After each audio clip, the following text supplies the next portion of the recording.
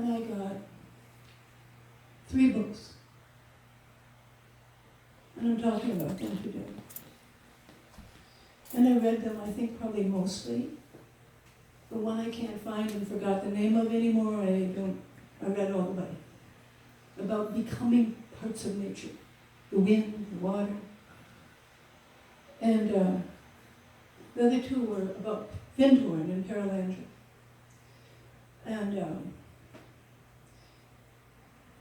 the Paralandra book has been facing me on my bedside bookshelf for at least 8 years. Never touched it. Knew about it, knew what it was, basically. In March, I started reading. And I had to read and read and read, and I started ordering books, and I started creating a lending library. And I have been on fire with this message. And I'm not even all the way through this one, again, for this one. But it's filled with writing and notes. And so is this one, and so is this one. And this one we're really working on a lot. Now, what this story is that, first of all, I'm sure many of you have heard of or know a lot about Findhorn. Show me if you have. Okay. And have you heard also about Carolyn? Okay, smaller group. I think of that as the next step. I think of that as chapter 2 of the story from nature. So quite a few hands went up on Findhorn. I'm going to be a little bit brief here, but I'm going to just recount very briefly here.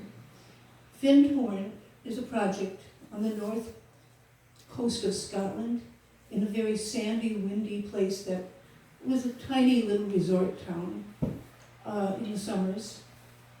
And there are 3 adults whose story is gone into deeply, being prepared for listening to God and letting God be above all else, including the married couple, each other.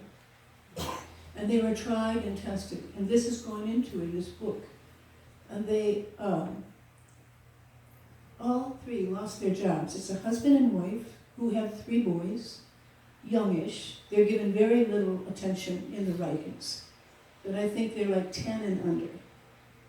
And also a dear long-term woman friend of theirs. And the 2 women had been taught, guided, inspired to write, listening to God, listening for messages for years. And the man had been through this Peter Caddy, Eileen Caddy was his wife, and Dorothy McLean, their dear friend. And Peter had been put through strenuous spiritual training, starting as a boy and ending up as an adult in the Air Force of the British Army in World War II, and had a trek across the Himalayas in winter, and actually had to do the 30-mile trek to find somebody that got lost when even the Sherpa couldn't do it. So extraordinary people, and they lost they lost their jobs all at once. They were working for a hotel, making it a great success, and they were all given notice and given no reason why, and they ended up going on welfare, Scottish welfare. And they had a trailer, a little live-in trailer that was at this little resort community, which was very near the hotel, where they had been working for quite a few years. And so that's the only thing they had. So they went there, and it's October, November. It's ridiculous there. It's nothing but wind and sand, and everybody's going. And they made it through. And in the spring, Peter started to make a garden real quick so they'd have food. And pretty soon Dorothy, who's meditating, has been guided to start listening to nature, looking, why don't you just start practicing with nature, they said. And so she's decided that she really liked green peas. And so she would try to talk to them. She immediately got a very intelligent and astute lecturer. on how human beings treat the nature kingdom and how it's a little bit hard for them to trust us. And she's surprised that she's asking to talk to her. However, she held her position, and Dorothy did, and pretty soon they were getting a lot of information on how to grow in this soil, in this non-soil, and having nice synchronicities happen with getting straw and manure and building up bits of soil. And pretty soon they were growing vegetables like cabbages waist high. Now this was big work for nature, to have to work this hard and help them so much, but they wanted to make a point, and people did come from all over the world and document this. And they were hesitant to talk about, Peter was hesitant especially, Peter would be sort of the front man, and he was hesitant to talk about the role of spirit, the role of the devas, the role of God in what they were doing. But eventually that came out. And pretty soon nature didn't have to make such big vegetables because people got the message. And the message was very simple. If nature and humans will co-create, we can do more than apart. We can do a whole new third level. Because nature's been holding its own with us, and it hasn't completely abandoned the earth. And it's important to note that there have been many indigenous models of living all throughout time, and there are many people in this room and that we know and all over the world with green thumbs, and there are all kinds of ways we're communing with nature. So I want that to be on the table as I speak about this. What I'm feeling for me is a new level of understanding. And really, ultimately, Findhorn drew many people from around the world, spiritual seekers, and people who came there to live and partake in this community. And ultimately, my takeaway is that a lot of what the message of Findhorn was Christ consciousness. To live in alignment, to live in community with that level of joy and love. Right on, Jerry. I said it a million times for us. And simultaneously, on the East Coast, Mikkel Small, who married Clarence Wright, that's how I remember it, was having a tumultuous life also being trained, also being brought through enormous tumult in order to turn to the inner life. And hers is the first half of this book. You can kind of go to page 100 and start there. But it's fascinating to hear how creative, industrious, patient, strong, intuitive she became, having been abandoned by her parents.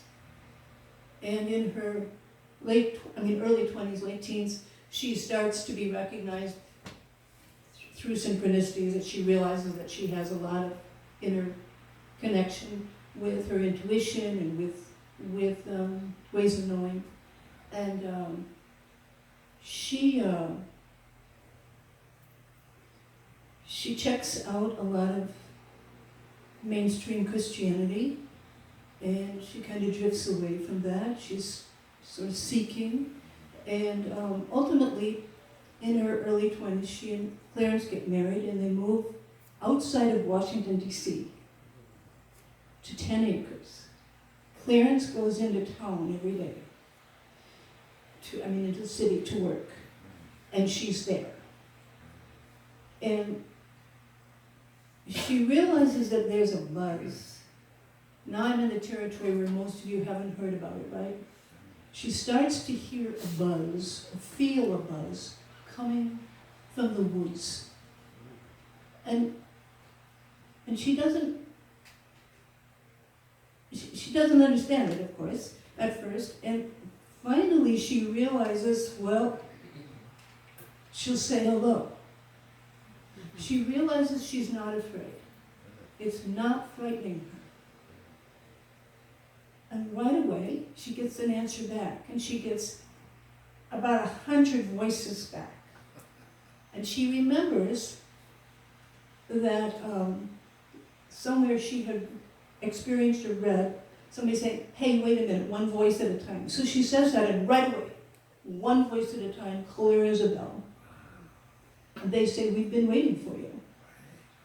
We want to work with you. We want to talk with you. And so she starts getting schooled by nature, what she knows as nature. And she realizes that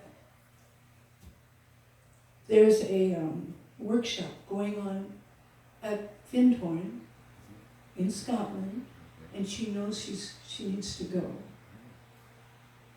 And by this time she's been working with nature enough on her land that they've been teaching her literally sequences of activities, protocols, very clear, succinct directions of how to contact them, what their role is, and what our role is as the humans.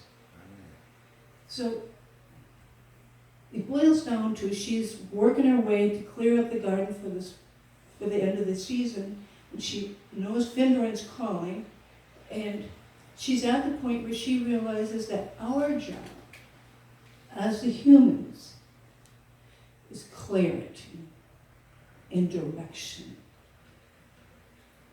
What we choose. We are, and we've learned this in various ways through all of our studies in this room, we are co-creators with the divine, is how we think of it. And nature's saying, well, the divine acts through us, partly. I made that part up, but that's what it seems like to me. And so by the time she gets to Findhorn, they're asking her so many questions, she almost does all the talking. Because she's been taken to a new place. Then was time at Findhorn. Findhorn was Christ consciousness, was love, was community, was the partnership with nature and what could happen, what was possible. And her work is the next level, which is how can we as humans work respectfully, equally, with this whole other, I'm going to make this word up too, a whole other civilization, a whole other culture that's living all around us, everywhere. The pews, the rug, and certainly what we think of as life. The stones, the wood, obviously the plants. And the deal is that at least in the modern world, we've done nothing but abuse and take, as in general, not as individuals, but in general. And so the call was coming first at Findhorn and then at Perelandra to work directly together. And so I'm going to go back now for a minute to Findhorn, and I'm going to read my favorite short passage. It's 2:18, and it's the first time that Pan appears. And how many of you have a picture in your mind of Pan? Okay, he's wearing that shape, that presence, like the fairies and gnomes and other elementals. They wear thought forms. is what they're teaching us here. They're really light. They're really moving energies of light.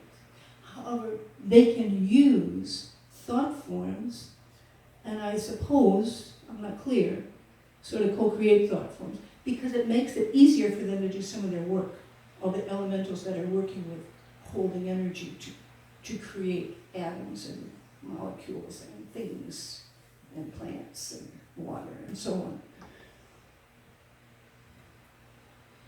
But the role of Pan, he's going to introduce himself to us briefly, and I'll speak about that a little bit. This is taking place on an island off the coast of Scotland, which is a very sacred island. A great monk in history had been gone there for meditation and so on. There's a circle of stones still there, and Peter Caddy is there, and this man named Rock, R. Ogilvy Crombie, who was very much a nature speaker, he came to realize, and worked and helped at Findhorn.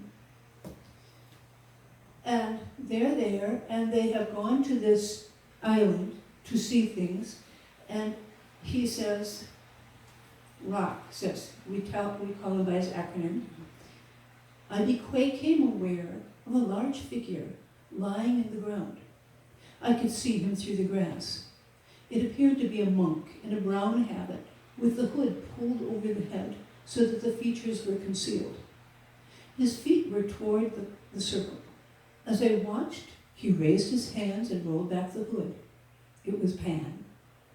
He rose up out of the ground and stood facing us, an immense figure. In this book, they don't say how big. In this book, he says 25 feet tall, at least. That's really big. He stood facing us, an immense figure. He smiled and said, quote, I am the servant of Almighty God. I love that one. Helps put everything into place, of course.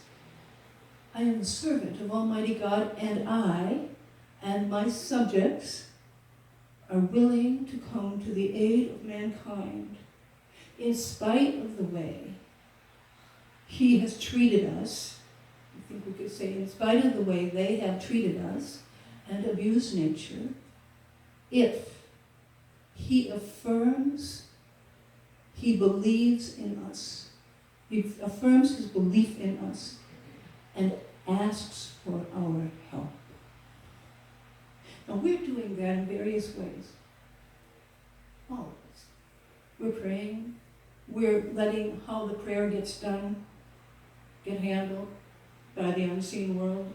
Many of you will have various in-depth knowledge of how that feels and looks to you. As I say, all these other cultures and ways on the planet have done various things. But Pan refers to the nature kingdom as his subjects. Kind of a tricky one for me, but I've accepted it wholeheartedly. They can say anything they want. They're my equals. And so at one point, Rock, Ogilvy, he's the one who Pan makes contact with first, and sort of remains that go-between throughout his life.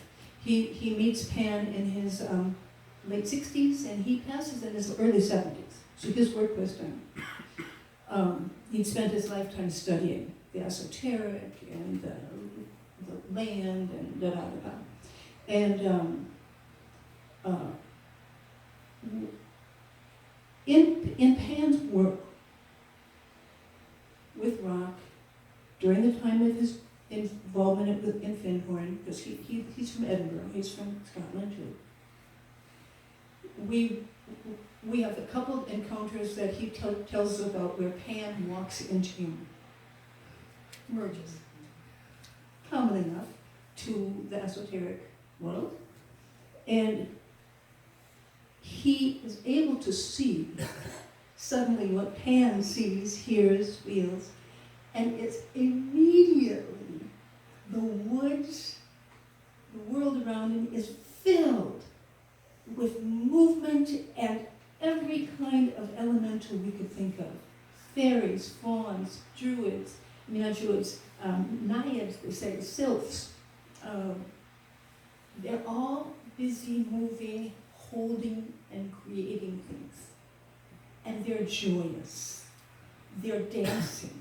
They dance and sing and love their work. What's occurred is that they have vastly withdrawn from much of the world because of the abuse, and they have been heartbroken. They have been in despair.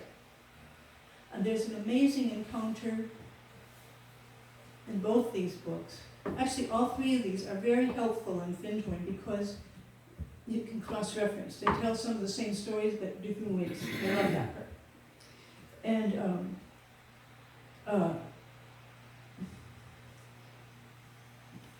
Pan has showed him that they have withdrawn, and we have one incredible scene where there's really a showdown, where it's sort of a place humans are blocked from coming in Scotland, and Rock enters it with Peter, and a number of times Rock has to be a communicator for the human race and apologize and say how much we asked for another chance and how much we didn't know what we were doing, and that he apologizes and he sees the wrong, but he hears them. And so the record went down on that. And my vision and my dream, first when I started putting all this together, I thought, oh my gosh, we have to get the word out to the whole world, because this will help us, of course, with global warming. Because if we have the intention, we clear the oceans. Nature has the means. This is an astonishing reality. They can work with matter. That's their role, and they have to take direction from us, because that's our job. So then I heard an interview with Michael Pollan, and I thought, oh my God, he's the one. He can write a book. I still think that's a good idea. And he'll do all the research just like he's doing with psychedelics right now. It'll be awesome, and he's respected, and he's also put himself as an edgy writer. So I think he'll be a good one. Anybody's got any links there, let me know, but I think that can happen. But then I realized, oh my gosh, this is it for each of us. So I've been talking to Pan. I just say, Pan, I'm speaking to you. I love you. Thank you. I want to help the plastics in the ocean. Let's get the plastics out of the ocean.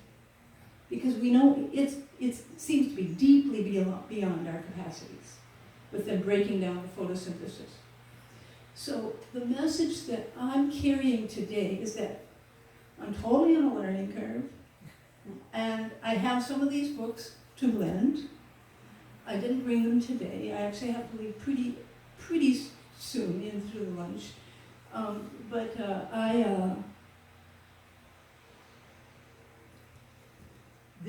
This is the girl, my age group, I'm guessing 70s, okay? This is the girl who's going to tell us how to do everything, you guys.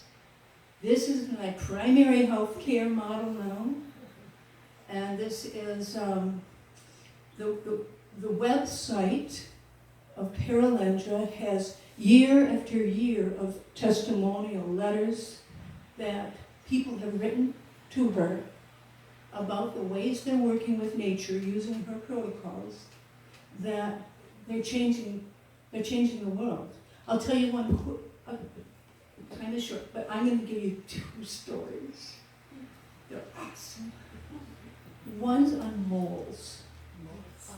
And she's new to the work at her land, which is now 45 acres, but it was 10 acres then in the beginning, it was 10 acres. And she realizes that the moles are digging up the whole front yard, and there's a woods right next to it. And wouldn't it be nice if they moved over there? They'd have lots of room. So one morning, because she does a check-in with nature every morning, to sort of plan the day on the land, And she says, okay, moles, you're really being a problem in the yard, and I would like you to move over to the woods. And could you please do that tonight at 9 o'clock? She knows her pets will be in the house then. The dogs love to get at the moles. And she doesn't hear anything back. Oh, and then she says, well, why don't you make sundown? Because she figured they probably didn't know how to tell time. And so she doesn't hear anything, and so she just goes on about her work. And all of a sudden, in about half an hour, she hears a rustle of leaves, and there's at least 100 moles running into the woods. The dogs are so transfixed, they don't know how to do anything. They're just staring. There's lots of stories like that. And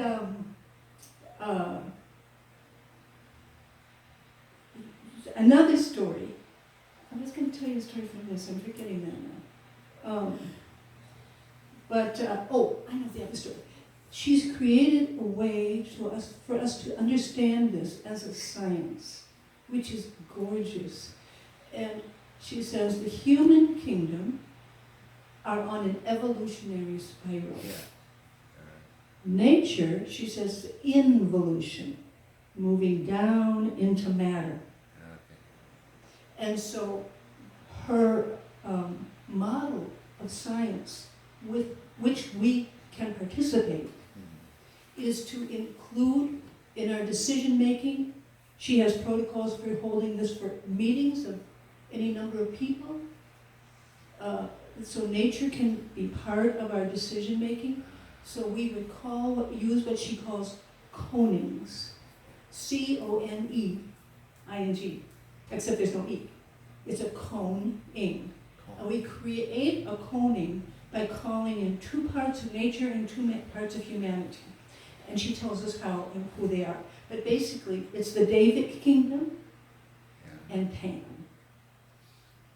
for the in nature kingdom. And for us, it's the white brotherhood and our higher self. And then we speak. And there's a few more details, but with this, we can work with our health. There's a whole book that I didn't grab called MAP, Medical Assistance Program, that's with the White Brotherhood and our higher self and Pan and the Deva of Healing. And there's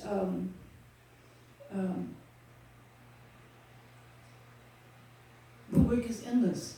It's awesome. So I call you to it if it calls to you. And you don't have to do anything more than just start talking to Pan and nature as real life. A whole civilization, all embedded with us, that in various ways we've been working with love, respect. However, now we have protocols to do it more and more directly, and so therefore accurately and co-creatively. That's the deal. And we'll each find our way with it, and who knows what will come next, huh? And that's it.